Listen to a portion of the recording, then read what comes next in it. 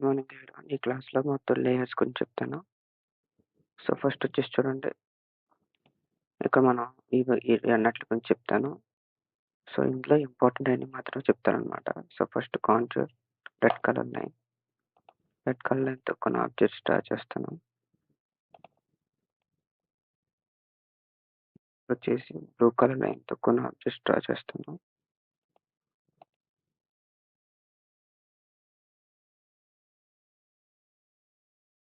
ఏంటంటే ఆల్రెడీ సిస్టమ్‌లో దేనికి ఏ కలర్ యూజ్ చేస్తే బావుంటది అని సెట్ చేసి ఉంటాయన్నమాట. మనం తర్వాత కావాలంటే ఆ కలర్ అనేది మార్చుకోవచ్చు.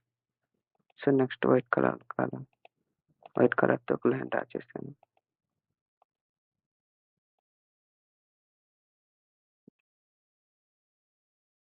Hidden lines. సో, ఇవి హిడెన్ లైన్స్ అన్నమాట. నెక్స్ట్ వచ్చేసి డైమెన్షన్స్. చూడండి. సో, హారిజాంటల్ డైమెన్షన్ తీసుకున్నాం. ఇక్కడ ఈ రెక్టాంగిల్‌కి హారిజాంటల్ డైమెన్షన్ ఇద్దాం. సో, చూడండి. చూసారు కదా! డైమెన్షన్స్ ఇక్కడ ఆల్రెడీ గ్రీన్ కలర్‌లో ఇచ్చాడాడు. సో, ఆల్రెడీ గ్రీన్ కలర్‌లో ఇచ్చాడు డైమెన్షన్స్. సో, అందుకే ఇక్కడ డైమెన్షన్ అయితే గ్రీన్ కలర్‌లో కనపడింది.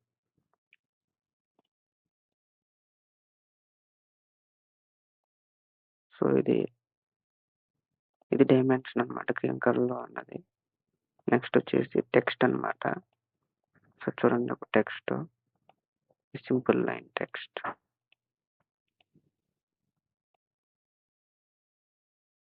సపోజ్ మనం ఒక టెక్స్ట్ రాద్దాం. నేను వచ్చేసి ఆటోకాడ్ అని రాస్తున్నా. ఆటోకాడ్ అని రాశాను. ఎస్కేప్ క్లిక్ చేశా. చూసారు కదా! టెక్స్ట్ ఆటోకాడ్ గ్రీన్ కలర్‌లో వచ్చింది. ఎందుకంటే ఇక్కడ ఆల్రెడీ వాడు టెక్స్ట్‌ని సారీ. అంటే ఇక్కడ ఇప్పుడు చూడండి. దీన్ని సెలెక్ట్ చేస్తున్న ఆటోకాడ్‌ని.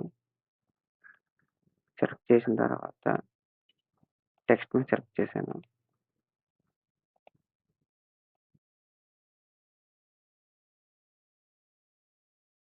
నెక్స్ట్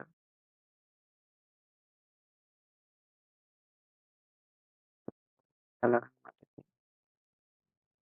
టెక్స్ట్ సంబంధించి ఇక్కడ మనం దేనికన్నా కావాలంటే ఆల్రెడీ ఉన్న కలర్‌ని సెలెక్ట్ చేసుకోవచ్చు.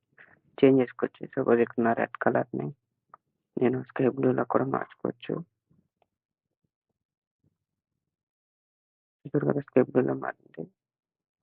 సో, అలాగా ఒక్కొక్కటి హ్యాచింగ్ కూడా లోపల రెడ్ కలర్ ఉంది. మనం కావాలంటే వేరే కలర్ కూడా చేంజ్ చేసుకోవచ్చు. అలాగే ఇక్కడున్న ఇవి ఆల్రెడీ చెప్పాను మీకు. సో, మళ్ళీ చెప్తాను చూడండి. ఇదేంటంటే సపోజ్ సపోజ్ ఈ యెల్లో కలర్ అనేది ప్రస్తుతానికి కరెంట్ యూజ్ చేస్తున్నదన్నమాట. సో, సపోజ్ ఇక్కడ హిడెన్ లైన్స్ మనం అంటే మనకి డిస్టర్బెన్స్‌గా ఉన్నప్పుడు దాన్ని హైడ్ చేసుకోవచ్చు. ఇలా ఫ్రీజ్ చేసుకోవచ్చు. లేదా ఇలా హైడ్ చేసుకోవచ్చు. ఇలా లాక్ చేసామంటే మనం దాన్ని డిలీట్ చేయలేము. అలాగే ఎరేజ్ చేయలేము. ఎడిట్ కూడా చేయలేము. అన్‌లాక్ చేసినప్పుడు దాన్ని మనం ఏమన్నా చేయగలము. అలా సపోజ్ అన్నీ మనం క్లోజ్ చేయాలనుకుంటే క్లోజ్ చేసుకోవచ్చు. ఫ్రీజ్ చేసుకోవచ్చు. అంటే కనపడవనమాట. మనం ఏదైనా ఫ్రెష్‌గా డ్రా చేసుకోవచ్చు. మనకు కావాల్సినప్పుడు అట్లా అన్‌ఫ్రీజ్ చేయాలన్నమాట.